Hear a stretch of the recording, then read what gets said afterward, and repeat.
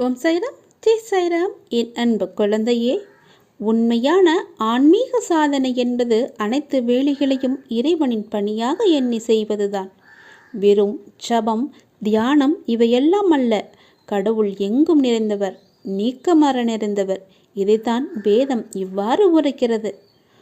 ஒரு குருவின், ஒரு கடவுளுடைய அவரது கண்கள், கரங்கள், பாதங்கள், சிரங்கள், வாய், காதுகள் எல்லா இடத்திலும் வியாபித்திருக்க கடவுள் இப்பிரபஞ்சம் முழுவதையும் ஊடுருவி நிற்கிறார். தூணிலும் இருப்பார், துரும்பிலும் இருப்பார்.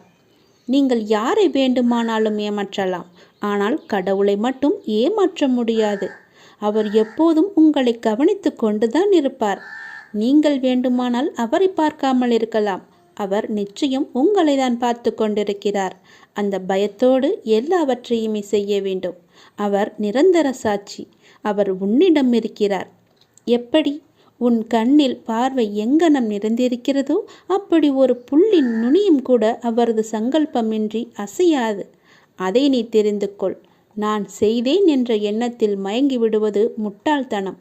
ஆகவே உனது சாதனைகளை பற்றிய வீண் பெருமையெல்லாம் இங்கு தேவையில்லை. எல்லாமே இறைவனுக்கு தெரியும்.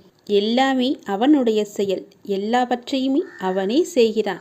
அந்த பலனையும் அவனே அனுபவிக்கின்றான் என்ற புனித உணர்வுகளை நீங்கள் வளர்த்து கொள்ளுங்கள். எல்லாமே இறைவனின் சங்கல்பம் என்ற எண்ணம் உங்களுக்குள் வர வேண்டும். உனக்கு எது நடந்தாலும் அது லாபமாக இருக்கட்டும், நஷ்டமாக இருக்கட்டும், துன்பமாக இருக்கட்டும், இன்பமாக இருக்கட்டும், மகிழ்ச்சியோ அது கடைமுடிவாக உனக்கு நன்மையே தரும் என்ற உறுதியான நம்பிக்கையை வளர்த்துக்கொள். எல்லாமே என்னுடைய செயல்தான் என்று நம்பு. என்னுடைய தெய்வீக ரூபம் என்றும் இருப்பது. இவ்வுலகில் இருக்கும் எந்த பொருளுக்கும் ஈடு இல்லாதது. என் ரூபம் யார் கண்ணுக்கும் தெரியாதது.